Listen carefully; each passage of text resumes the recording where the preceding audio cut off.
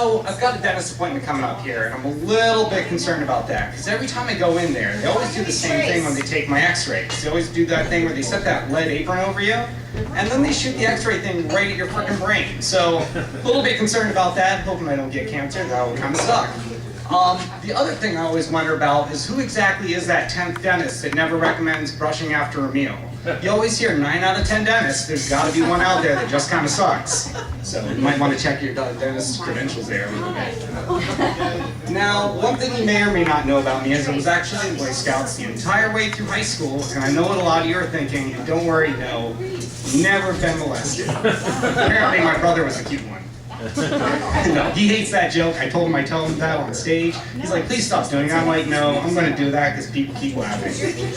Now, I don't know if you guys remember a show called Mr. Lizard. It was way back in the day. I used to watch it every morning before school.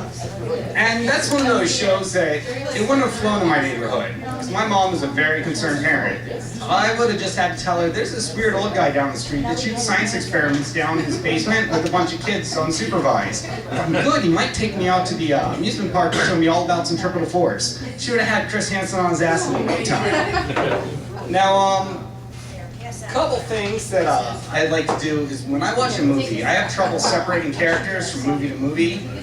Like with Keanu Reeves, for example. When I go back and watch a movie like Speed, it totally has absolutely no sense of urgency for me because, after all, he is the one.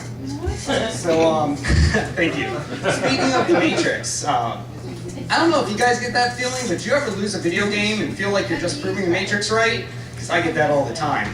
Another thing is watch a lot of TV, and one thing I saw this last holiday season is there's a thing about Mall Santa busted with kiddie porn.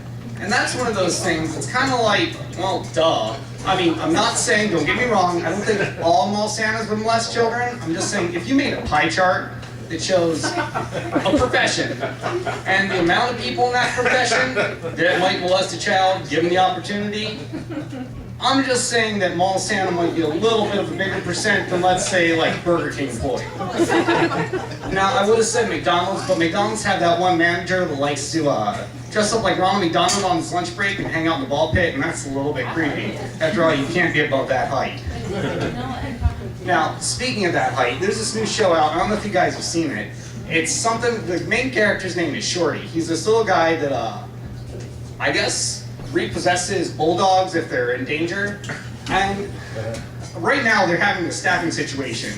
And I can't help but feel like I might be going to hell for laughing at this, but at one point he said we're a little short-staffed, and I can't help thinking that they always are.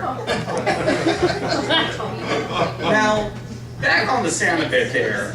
As I said, I'm not saying all Santas would molest a kid, but if you were locked in a mall at night with a guy from Foot Locker, a guy in an Orange Julia shirt, and a Santa Claus, and a little kid. The little kid comes crying to you, terrified, saying, I just got raped.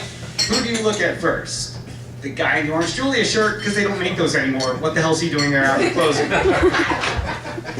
Now, on that same note, as I said, I watch a lot of TV, and there was a interesting thing on the Animal Planet. Actually, a few, but the first one I'm going to talk about were these fish called cave mollies. And they're these little fish that the guy's going on about how it's so crazy because these things live in a river of like pure sulfuric acid. So strong they put the camera material down in there and it starts to eat that away. This guy can't believe these fish can live in pure acid. It's apparent he's never gone to a fish concert.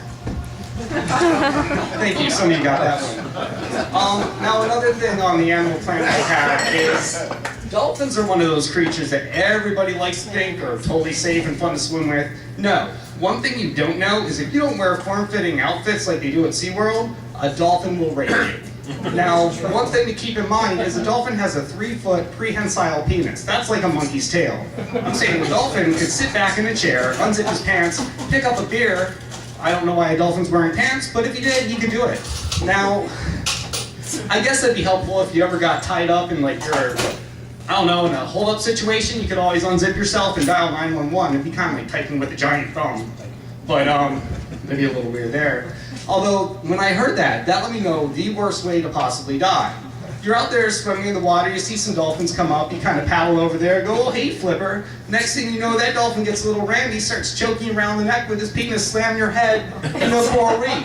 Next thing you know, things start fading to a black until they go into a squishy white. No, sorry, that was disgusting. Ew. Thank you. One thing I do want to tackle while I'm up here is I think it's important while you're in front of people to make them aware of certain issues out there. Now, I think that since we live in a society that McDonald's can sit there and throw out a burger if it's been sitting on the shelf for 10 minutes, that there shouldn't be anyone in the world still looking for food. Now, one thing I do participate in is a thing called the 30-hour famine. Raises awareness for starting people down in Haiti and that stuff. Now, one thing they do have is you can actually send these families things like a goat or a sheep. Now, I think a sheep's like $35, a goat's $45. You're probably thinking that's kind of a weird difference there.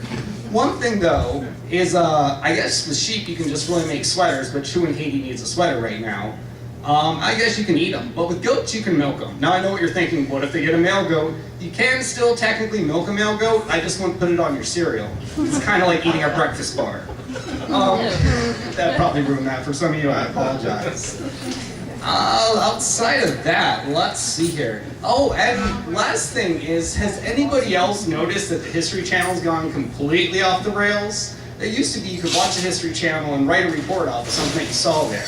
Now it's getting to the point, I was about 15 minutes into a show talking about the Nazis and how they gained their power in Europe.